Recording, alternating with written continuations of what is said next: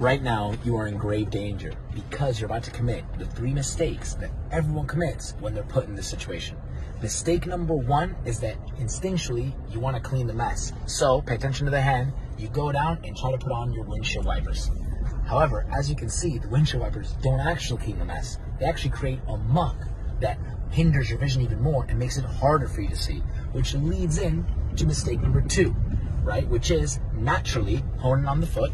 You want to brake, right? Because you're going to want to pull the car over. Once you've pulled the car over and placed it in the park, this is the second biggest mistake that you could make. Very important that you guys share this information with everyone that you know, because by sharing it, you could save a loved one.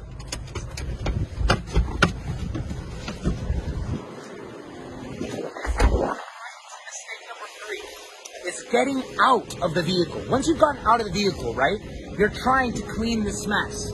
But by cleaning this mess, you're going to take a lot of time, which will leave yourself vulnerable to this.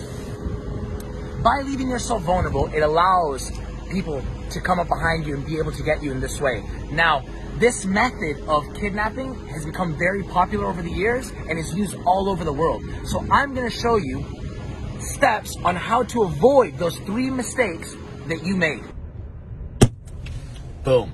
Now, he's exited the car, right? But you're not going to put on the windshield wipers. Remember, you still can see here, you can see here, right? You can see enough. So you're just going to continue to drive, right? You're going to continue to drive and pay attention to make sure that they're not following you. You're going to look in your rear view mirror, right? Will probably be a car or a motorcycle or something. Very important that if you notice that they are following you, for you to just remain calm. Use the visual points on your windshield to be able to continue to drive and drive very precautiously, because obviously your vision is hindered to a degree. Now, whilst you're continuing to drive, you don't want to go home, right? You're not going to go anywhere that your family members are or your loved ones, because you're not going to want to put anyone else in danger. So all you're going to do is drive safely and continue to go, preferably, ideally, to a place that is very busy and very populated, right? And as you're driving over there, you're going to take your phone and you're going to call the emergency contact number.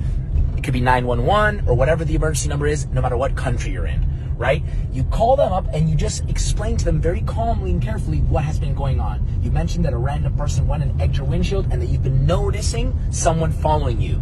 And you fear that it could be a kidnapper. When you tell the police this, they're going to ask you where you're going. You're going to tell them the location that you're heading to, and they're going to meet you there. When you see them there, and only when you see them there, is when you will pull over to the side with the police already there present. If the kidnappers are smart, they're not going to pursue, and they're going to go off on their own way. And then you will be safe. Very important, guys, that you share this information with everyone, because kidnapping is a very real thing and happens everywhere in the world.